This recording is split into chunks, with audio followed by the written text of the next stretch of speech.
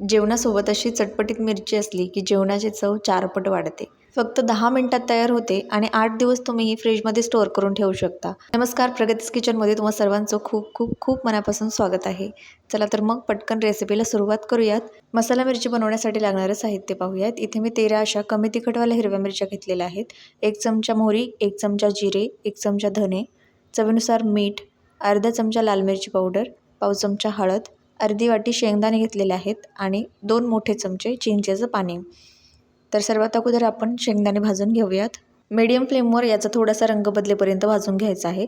तर हे पहा, शेंगदाण्याचा थोडासा कलर चेंज झाला की यामध्ये लगेच आपल्याला जिरे, मोहरी आणि धने घालायचे आहेत आणि मोहरी छान अशी तडतडेपर्यंत भाजून घ्यायची.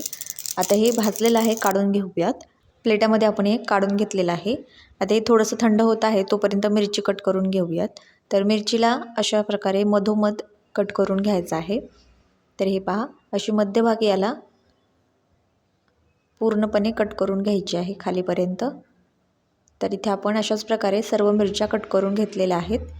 आता हे शेंगदाणे आणि जे मसाले आपण भाजले होते ते थंड झालेले आहेत. हे जाडसर असे आपल्याला ग्राइंड करून घ्यायचे आहेत.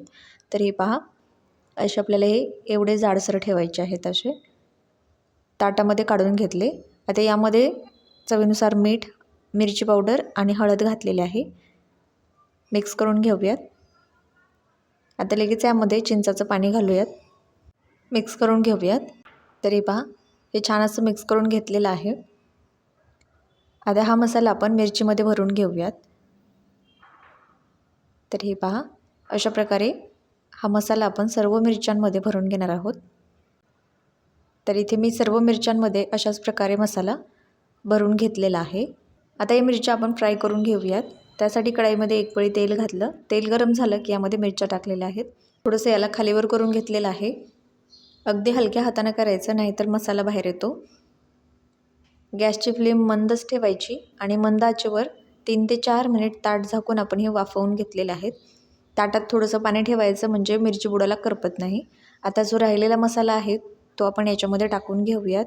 ही मिरची फ्राय करताना आपल्याला गॅसची फ्लेम कुठेही मीडियम किंवा फुल करायची नाही, नाहीतर मसाला बुडाला करपतो. तर हे पहा, यामध्ये राहिलेला जो मसाला होता तो टाकून घेतला, मिक्स करून घेतलं. आता फक्त 2 ते 3 मिनिट आपल्याला हे ताट झाकून ठेवायचं आहे. तर हे पहा, 2 ते 3 मिनिटानंतर मस्त अशी ही मिरची फ्राय झालेली आहे. काढून घेऊयात. ही मिरची एका हवाबंद डब्यामध्ये भरून ठेवायची आणि जेव्हा तुम्ही मिरची घ्याल तेव्हा याला फक्त ओला हात किंवा ओला चमचा लागू द्यायचा नाही, म्हणजे ही 8 दिवस फ्रीजमध्ये आरामात टिकते. तर या पद्धतीने ही मसाला मिरची नक्की बनवून पहा आणि रेसिपी आवडल्यास लाईक, शेअर आणि सबस्क्राईब करायला विसरू नका. पुन्हा भेटू अशाच एका नवीन रेसिपीसोबत. धन्यवाद.